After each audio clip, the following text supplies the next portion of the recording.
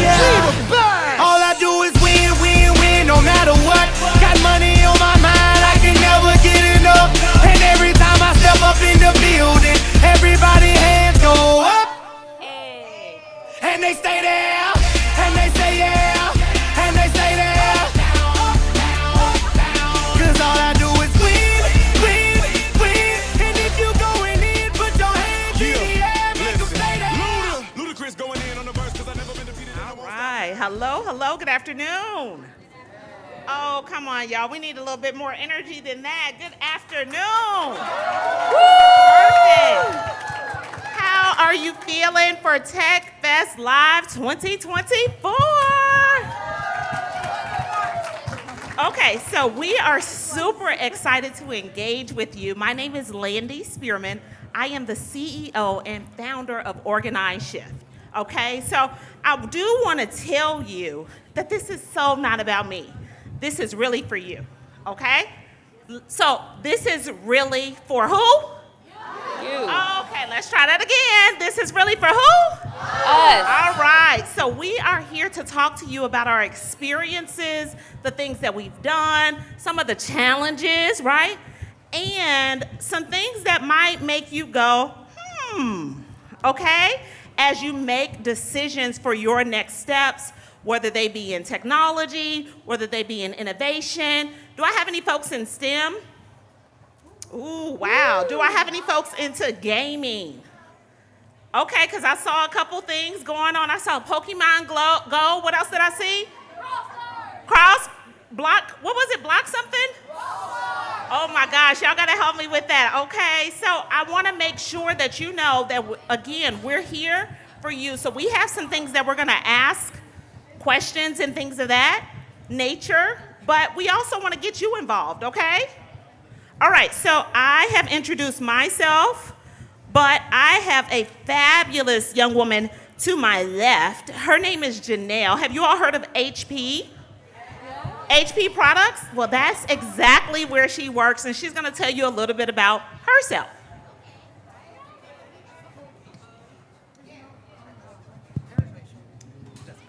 Sorry, the mic is not working.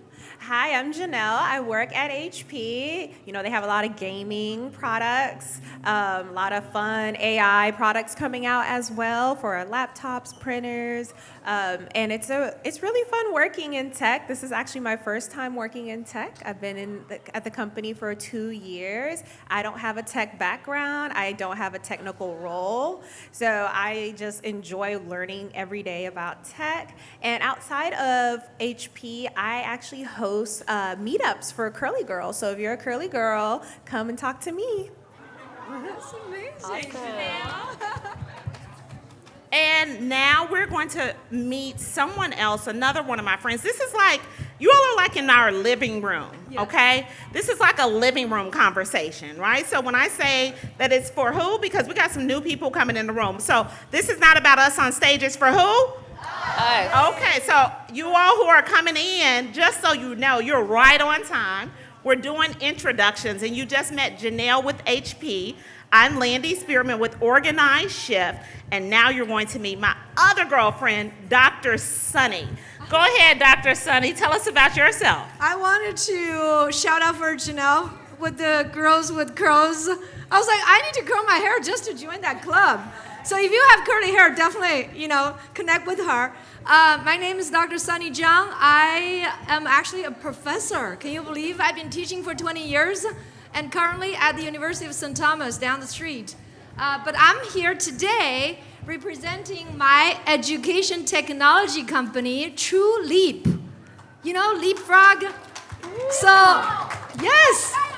We need to leap toward the future of learning and not be trapped by the dinosaur technologies, right? Like, we are ready for the future. Yep. So what we're doing is building the comprehensive ecosystem for the future of learning, which include not only the software platform, but also the content to give you the skills and everything you need. And also, the mentorship, the community, the network. So essentially, we are literally building the future of learning while all the dinosaur technologies go extinct. Are you guys with me? We will do that, okay? So that also means I'm here to bridge the gap between academia and industry. That's why I'm so honored here, sitting with three amazing Wonder Women across industry and universities. Because I know, next we're also passing on to another wonderful star that's not only doing daytime corporate job, but also teaching on the side too. So that's about me, and I look forward to a great session. Awesome. Thank you, Dr. Sunny. All right, so now here's my other girlfriend, and this is Miss Courtney. Now, what I love about this conversation is, remember, it's like you're all are in our living room. So she is going to keep it real with us, talking about some of the realities of getting into tech and STEM positions, and she has done anything from trains, maybe planes, Courtney's right, and technology. So tell us a little bit about yourself. Yeah, hi everybody. My name is Courtney. I currently work at a company called Deloitte. So we're known as a professional services organization, and we consult clients. And so what that means is we work with a lot of the top brands. If you've ever been to stores like, Walmart, Amazon, Nike, a lot of the clothes and items that you wear and have in your household, we advise a lot of those clients and help them within technology, tools, and training. And so as Janel was just saying, we work closely with technical partners like Microsoft, Amazon, HP, and others. So I've spent the last 20 years working in technology, aerospace, and defense, and I've pivoted a few times. So now I get to speak to students. As Sunny was just saying, one of the initiatives that we have is making sure we upskill and teach everybody about the emerging trends in technology and different job opportunities and how that future of work is changing. So you may not have the same type of job that your parents are doing, so the future of work is constantly evolving. And so one of my passions is to making sure that our community is upskilled, ready to go, and also aware of all of those wonderful opportunities in STEM. Awesome. Thank you, Courtney. So let me ask a couple questions so we get to know you a little bit. Is that okay with y'all? Okay, I'm working on my y'all. I'm originally from Chicago, so I had to learn y'all when I got here. So is that okay with y'all? Okay, I'm doing okay. So my question is, I asked how many of us are familiar or in STEM, and most of us raised our hand, right? So how many of you are in clubs that have some kind of involvement with math or science or engineering or technology? Okay, so about half of us, all right? So clubs are a great way to engage and interact with STEM. It's not just what we learn in the classroom listening to our teachers, but it's also what we do. So I want both my girlfriend here, Janel, to talk a little bit about engagement and activities that we might do in the workplace when we go have our corporate position or we go open up a business, right? Tell us a little bit about those engagement and activities that we might do at work.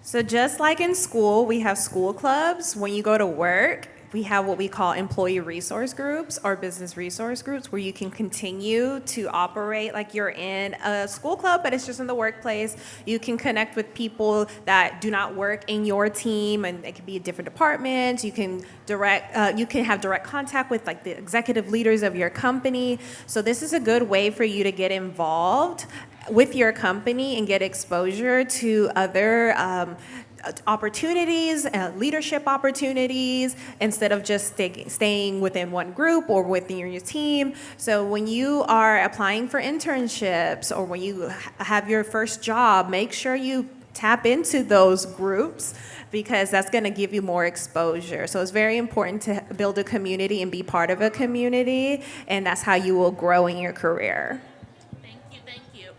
So Courtney, I'm going to ask a question that's kind of similar to that. As a woman in technology, sometimes it's challenging, right?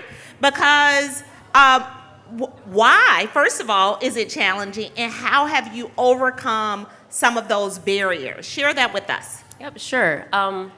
One of the things about technology is that there's not a lot of diversity, and that is something that a lot of the companies have been trying to work on. So for me, I'd say when I first pivoted into technology, I came from aerospace and defense. So we made rockets, a lot of the military, commercial aircraft. Wait, did you say rockets? Yeah. So if you guys heard of SpaceX and NASA, we work. Has anybody been down to NASA? Anybody ever visited NASA? Yeah, we awesome. are familiar. Okay. So I spent the first half of my career working on a lot of those programs, working closely with engineers and a lot of leaders to make things better, faster, and also more efficient. So in that space, there's just not a lot of women. And then also there's not a lot of people of color. So the ways that I have, kind of navigated and worked that is by getting mentors, networking with leaders, because again, just because you might be the only one in a space and, there might not be people that looks like you have to find commonality. That person might love sports, or you like clubs. You both might join an employee resource group. One of the things I took up right after I graduated college is I started playing golf about 25 years ago. I joined a golf club. I had some clients that were saying every time they wanted to come in town, we're going golfing. And they said, do you know how to play? And I was like, no, I don't. Had never been on a golf course up until that time. So I joined the golf club, we had clinics, and I actually found my next 2 jobs from being part of that work club, as Janel was sharing, because you're networking, you're getting the opportunity to communicate, to learn about people that may have different backgrounds than you do. Also, you can ask questions. And just the wealth of knowledge that I was able to get. And one of the things I learned early on is that your network becomes your net worth. And that just means your circle of friends, people that you associate with, those are going to be the people when you start working that you can go to for career advice or other job opportunities. So that's been how I've navigated that industry. And then now in technology, we're definitely I would say there's been a huge campaign to try to get more diversity in that space. It's been massive improvements over the last, I'd say, 15 years, but we still have a ways to go. So many opportunities, and we'll get more into that. So back to you, Landi. Absolutely. Okay, so a couple things that I want to check in with you. I want to make sure you all are getting value from this, that this is helpful. So shout out to me, what's one thing that you heard Courtney say that you can maybe think about for you? What's just one thing? Anybody over here? See, you got a hand. Go ahead. You want to be? Okay. Yes. Anybody over here? Courtney, what's one thing you want them to make sure they remember? One thing is don't be afraid to ask for help and go. And so when we say network, that just means like I can come up to you and introduce myself. We find out what we have. If you like gaming, I might like gaming. We find things that are, common interests, and you basically, become friends. So you can just start hanging out. And you're going to do that in work, just like you're doing with school clubs, STEM. So that's one thing you just continue doing, and the more you practice it, the better you get. I love that. And what I love that you just shared was, when we go to school, we might sit next to someone new, right? Or we have our group of friends maybe that we go to lunch to, or that we sit on the bus with when we come to things like this. But when you go to your job, you don't necessarily have that same structure for meeting new people. So what we're talking about, these abilities to connect with people through clubs, through employee resource groups, through activities, we heard the one thing was, what are those commonalities, right? So finding people who have things in common with you. And what I love about Dr. Sunny is we're both entrepreneurs. So she talked a little bit about being a professor. I'm so excited because I became a professor this year myself, right? So we've got a few things in common, right? And these are the ways that you get to, not have to, that you get to meet new people.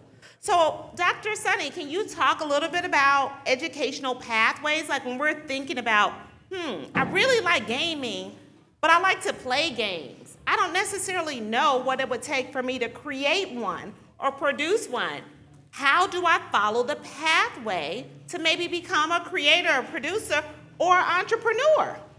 Absolutely. I'd love to talk about this because there's a huge gap, right? This is also why we named our company True Leap. We need to take the leap because right now education is emphasizing on learning. And I also, you were asking what is one word that stood out from Courtney. I remember the word future. And back to my girlfriend Landi just said, it's all about you, right? There's a quote I wanted to share with you, which is, the future is already here. And it's just not evenly distributed. In other words, you guys are the future. Think about the opportunities you have, but however, it's not equally distributed. There's a lot of disadvantaged groups all over the world, not only here, but in other parts of the world too. And that's what we're trying to bridge the gap, in addition to the academic gap to workforce. So going back to the specific question, I almost felt like, no wonder she's a girlfriend. She was talking about my son who would spend time gaming, the moment he get home to the moment he go to bed. But guess what? He created a YouTube channel. So I want to tell you guys, from a passive consumer of knowledge where you're just sitting there listening to a lecture or watching some gamers streaming video, to you can create something yourself. You can make a game. You can actually build different kinds of realms. I mean, he's definitely a more expert than myself in the gaming. And speaking of network, he's making friends there too. I mean, that's not limited to his own circle. So essentially, I encourage you guys, there's no limit. You don't have to, guys. I'm telling you, you don't have to have a college degree or a graduate degree. Those don't define you. It's what you could do. So essentially, back to all the amazing quotes, don't limit yourself. In fact, I want to say, you guys are hired. If you want to come work with Truly, we are going to hire a lot of high school students. We have high school students writing blogs, making videos, all the time. I'm saying you don't have any limit. Believe in yourself. Did you say that you're hiring? Do I have any bloggers? High school students. Any bloggers in the room? Any influencers, YouTubers? Yeah, content creators. What about gamers? Do I have any gamers? Any gamers? Yes. Okay, all right, I got a few gamers in the room. Okay, all right. Let's is start good. creating value, right? So what I love about Dr. Sunny and what she just shared were some pathways, right? So there are different ways to think about things that might be natural for you or like a hobby or something you're really good at. But there is not one way for everything and everybody. There's not just one way to do it.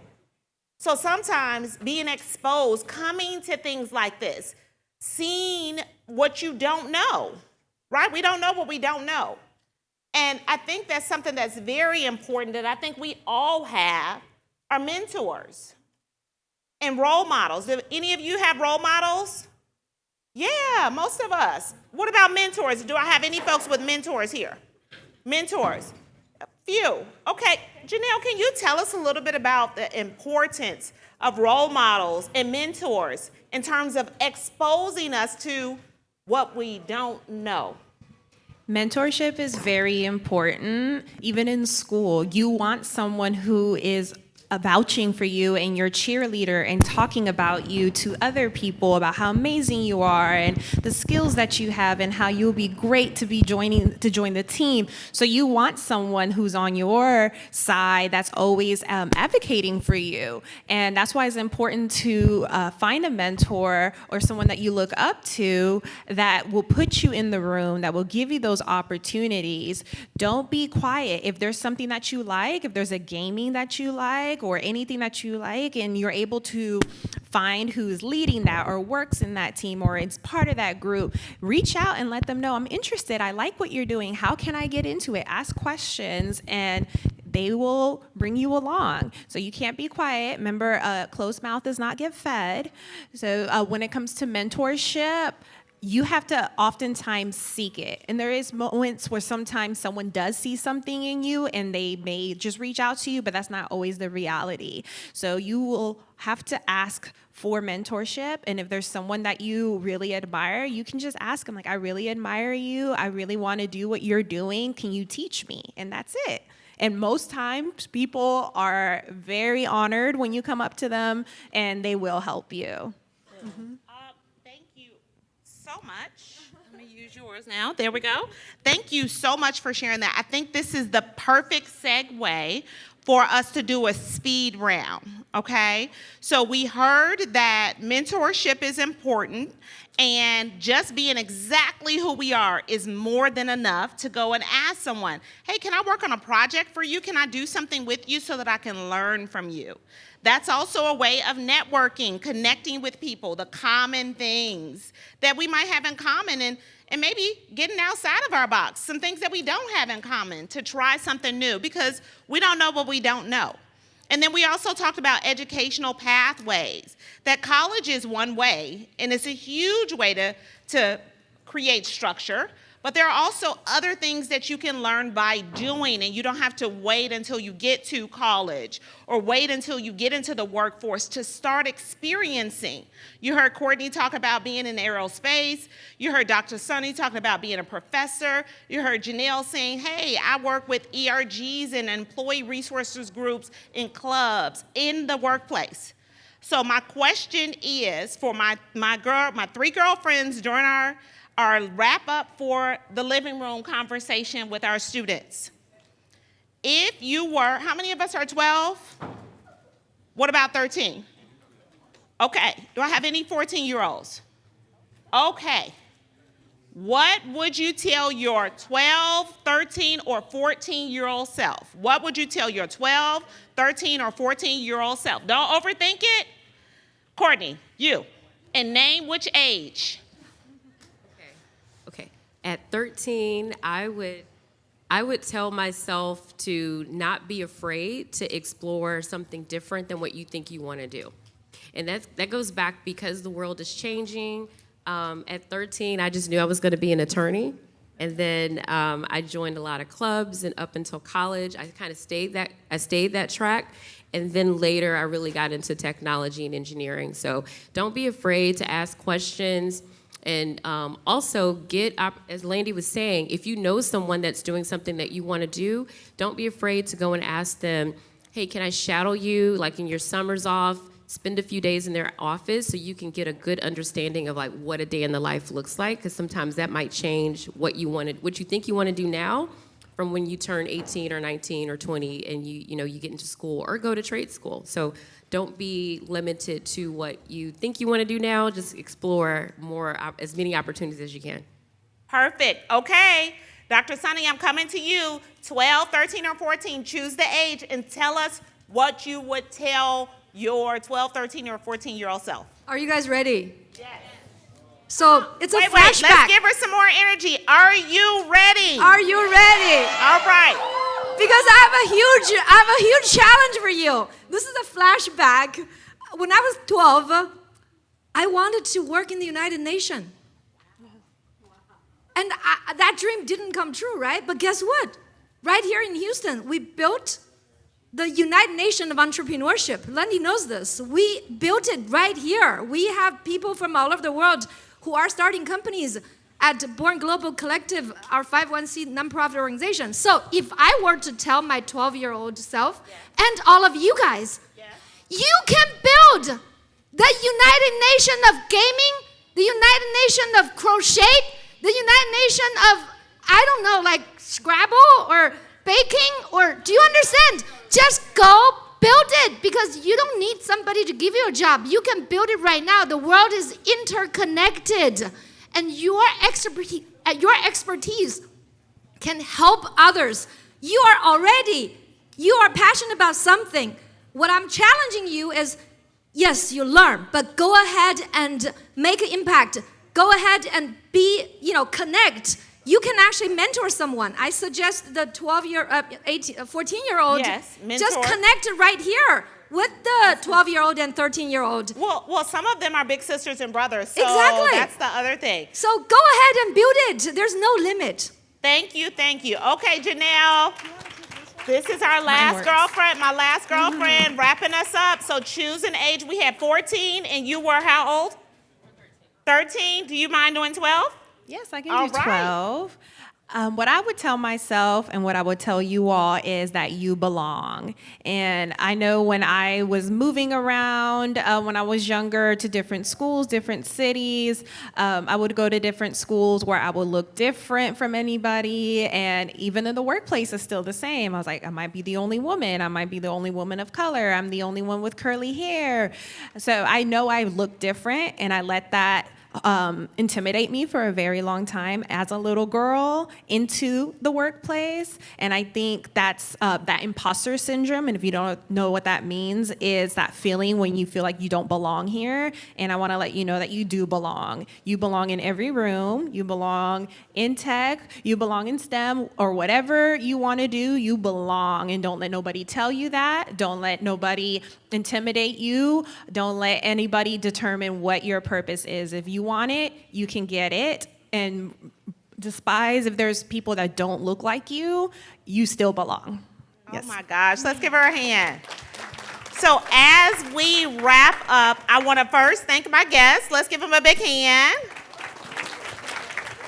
So the thing is that we heard is don't be afraid. You can do it.